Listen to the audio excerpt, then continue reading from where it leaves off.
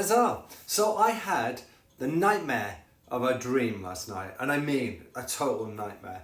So much so that I had to wake up and give myself a proper shake and say that's not real before I could even start to rest. And in fact, I didn't even rest. I got up.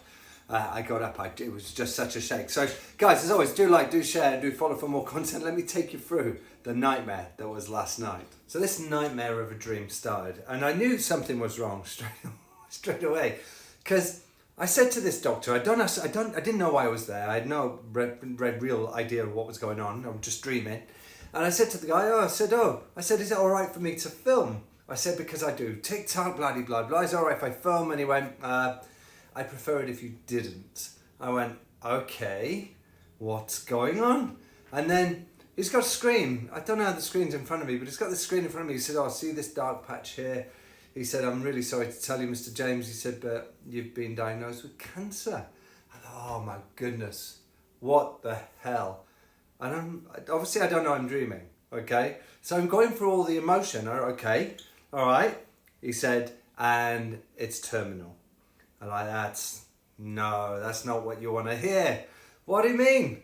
And he said, yeah, we feel you may only have a short period left. Is there anybody you need to call? And I'm like, and then in my mind I'm thinking, okay, what am I going to do with this time? How am I going to say to Lisa? How am I going to say to the kids?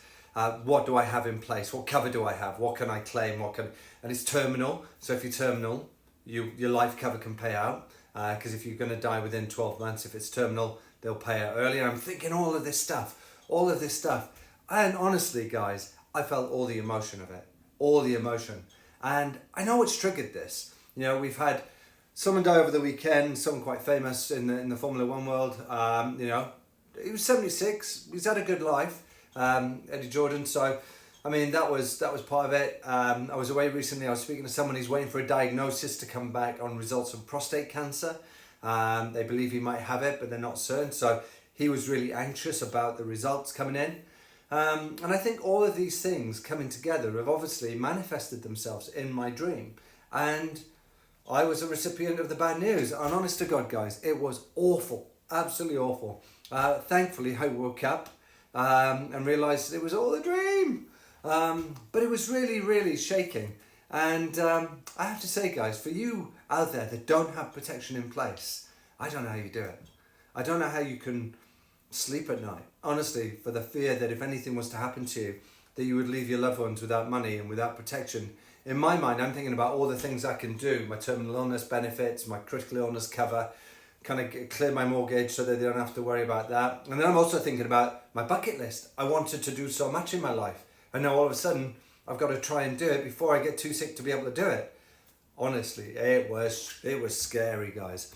So if you, here's a sales pitch, if you do not currently have any life cover or critical illness cover in place right now, or income protection, imagine all the treatment that it's terminal in my case, so I wouldn't have been able to have any treatment. What's the point? It's terminal.